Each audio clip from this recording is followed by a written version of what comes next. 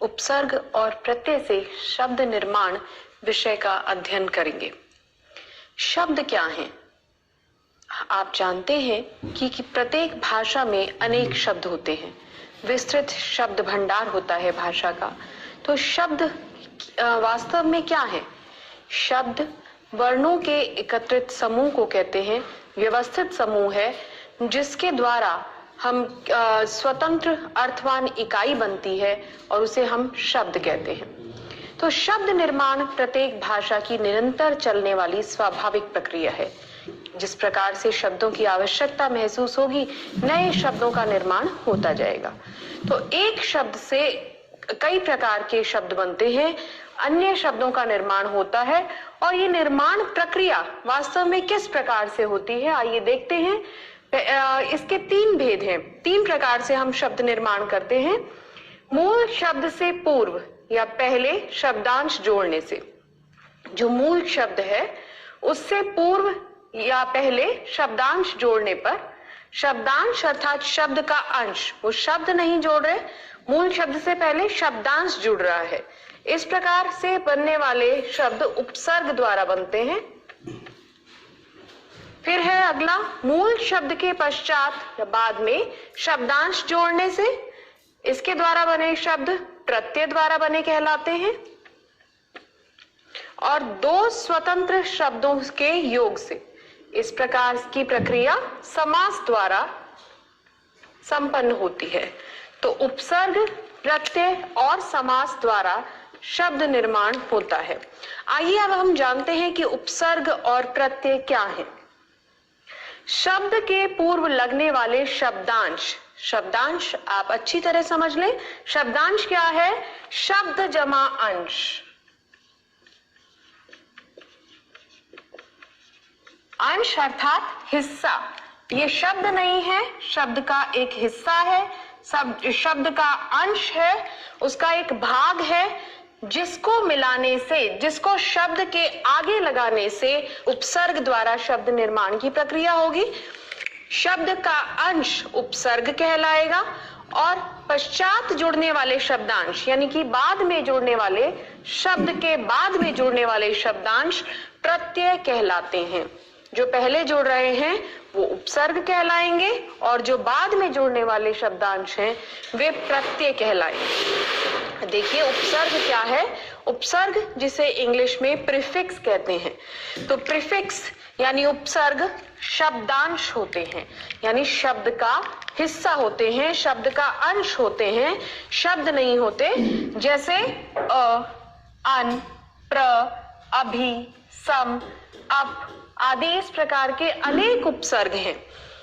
फिर दूसरा बिंदु है, उपसर्ग शब्दों के आरंभ में लगते हैं। जैसा कि अभी बताया कि उपसर्ग पहले लगने वाले हैं, शब्द से पहले लगने वाले हैं। जैसे अनजान, अब यहाँ अनजान में अन उपसर्ग है और जान शब्द है। मूल शब्द है जान और अन उपसर्ग है। इसी प्रकार देखिए अगला शब्द प्रभाव। यहां पर प्र उपसर्ग है और भाव मूल शब्द है। अगला शब्द है उपहार। यहां हार मूल शब्द है और उप उपसर्ग है। इसी प्रकार अवकाश, अवकाश में काश मूल शब्द है और अव उपसर्ग है। आपको ध्यान रखना है कि शब्द के आगे जुड़ने वाला शब्दांश उपसर्ग है और वो शब्द के ही आगे जुड़ेगा। यदि आपको कह दिया जाए आ उपसर्ग से शब्द बनाइए, तो आपके द्वारा बनाए गए शब्द यदि आप लिखें आम,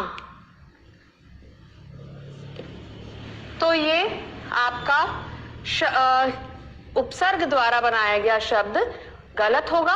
किस कारण से?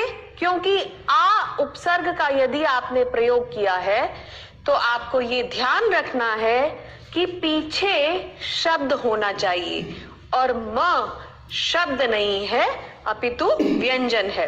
तो ये अवश्य ध्यान रखना है कि उसके पीछे जुड़ने वाला शब्द होना चाहिए। जैसे जान, भाव, हार, काश, इस प्रकार से शब्दों के आगे जुड़ने वाला उपसर्ग नए शब्द का निर्माण करेगा।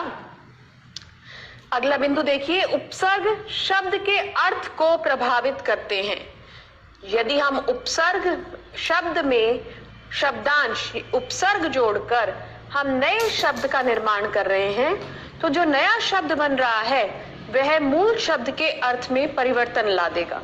जैसे उप जमा हार शब्द बना उपहार, जिसका अर्थ होता है भेंट। अब मूल शब्द था हार,